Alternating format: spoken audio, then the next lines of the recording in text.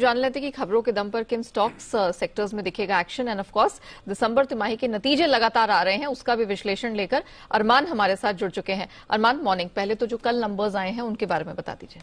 जी बिल्कुल, कई सारे नतीजे आते हुए दिखे हैं। सबसे पहले अगर आप देखेंगे एचयूएल के नतीजे आए। यहाँ पर अगर आप मुनाफे की बात करेंगे, मुनाफा लगभग 12% के आसपास बढ़ता हुआ दिखा। आय में भी आपको 16% का उछाल दिखेगा।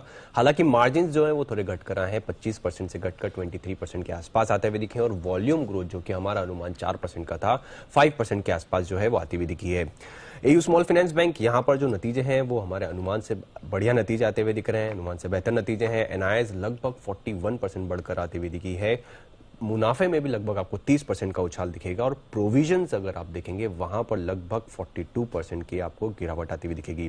कैनफिन होम्स, वहां पर अगर आप देखेंगे तो यहां पर मिक्स सेट ऑफ नतीजे हैं। एनआईएस तो हालांकि 22% बढ़ी है और जीएनपीएस लगभग फ्लैट रहे हैं। मुनाफा अगर आप देखेंगे, मुनाफा जो है जो लगभग 115 करोड़ के आसपास जो था वहां से अगर बढ़ के लगभग 150 करोड़ के आसपास आता हुआ दिखा है। और निम्स अगर आप देखेंगे क्यूओक्यू थोड़े कम होकर आए हैं, 3.55% से घटकर 3.47% के आसपास आते हुए दिखे हैं। पीवीआर, यहां पर जो नतीजे हैं वो हमारे अनुमान से बेहतर नतीजे आते हुए दिखे हैं। आय में लगभग 37% की बढ़ोतरी है। मार्जिन भी अच्छे खासे बढ़कर आए, 22.4% से बढ़कर 30.1% पर आते हुए दिखे हैं, जो कि हमारा अनुमान जो 29% का था।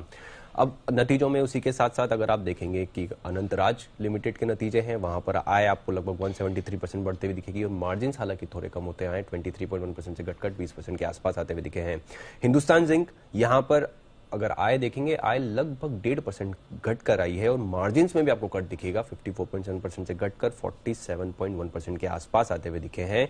आईएफएल वेल्थ मैनेजमेंट की बात करें तो वहां पर आय लगभग 3% गिर कर आई है। और मार्जिन आपको अच्छे खासे बढ़कर आते हुए दिखेंगे, 50% से बढ़कर 63.4% पर आते हुए दिखेंगे। और उसी के साथ साथ कंपनी ने जो है शेयर विभाजन के लिए भी एक शेयर के बदले एक शेयर को 2 शेयर में स्प्लिट कर दिया है। और उसी के साथ साथ बोनस शेयर्स भी दिया है, एक शेयर पर एक शेयर। और 17 रुपए प्रति शेयर का इंटरिम डिविडेंड का जो है वो भी ऐलान किया है। ओके, चलिए, तो ये तो वो नंबर्स हैं जो कल बाजार बंद होने के बाद आए हैं, उसका विश्लेषण अरमान ने दिया। लेकिन अरमान, ये भी बता दीजिए कि आज के महत्वपूर्ण ट्रिगर्स कौन से रहने वाले हैं और खबरों के दम पर कहां एक्शन दिखेगा? बिल्कुल, कई सारे नतीजे हैं और कई सारे ट्रिगर्स हैं। सबसे पहले निफ्टी में अगर आप देखेंगे, HDFC life, JSW steel, Reliance industry जैसी कंपनी, उनके नतीजे आते हुए दिखेंगे। एफएनओ में भी लगभग 7 कंपनियां ऐसी हैं जहां पर नतीजा, जिसमें एलएनटी माइंडट्री देख लीजिए, कोफोर्ज देख लीजिए, इंडियन एनर्जी एक्सचेंज देख लीजिए, जहां पर नतीजे आते हुए दिखेंगे। उसी के साथ साथ कैश में भी कई सारी कंपनियां जिनके नतीजे आएंगे, DCM, Shriram, JSW energy, Saregama, Tanla platform, union bank और आदि जैसी कंपनियां हैं जहां पर आपको नतीजे आते हुए दिखेंगे। सिनेमा लवर्स डे 2023 टिकट्स जो है वो लगभग 99 के भाव पर में अवेलेबल होगी। बेट फिनसर्व की बात करेंगे तो शेयर जो एनएससी पर लिस्ट होने वाले हैं, जो ऑलरेडी अगर आप देखेंगे बीएससी पर लिस्टेड है। आइनोस इंस्टॉलेशन, जिनका नाम अब स्टेनिक्स परफॉर्मेंस मटेरियल जो है वो हो जाएगा। एक्स डेट और रिकॉर्ड डेट में अगर आप बात करेंगे, हेरिटेज फूड्स, जहां पर right issue of equity shares के लिए है। खबरों पे आ जाते हैं।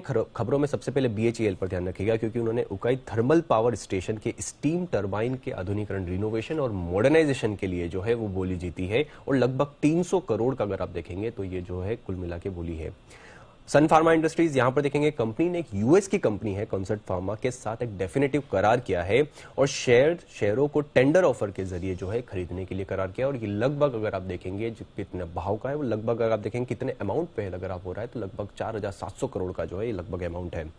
मैपमा इंडिया पर भी ध्यान रखिएगा, क्योंकि गूगल को सुप्रीम कोर्ट से राहत नहीं मिली है। कोर्ट ने गूगल की याचिका को वापस एनसीएलटी भेज दिया और इस पर कंपनी ने सुप्रीम कोर्ट का जो निर्णय आया है उस पर बयान दिया है कि ग्राहकों और ओईएम से मैपमा इंडिया के मैप को इस्तेमाल करने के लिए उन्होंने कहा है, आग्रह किया है।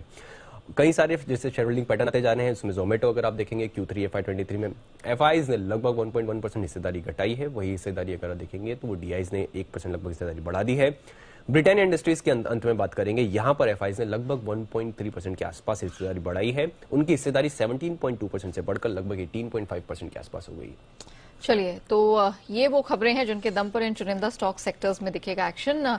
शुक्रिया अरमान, वो पूरी डिटेल्स रखने के लिए।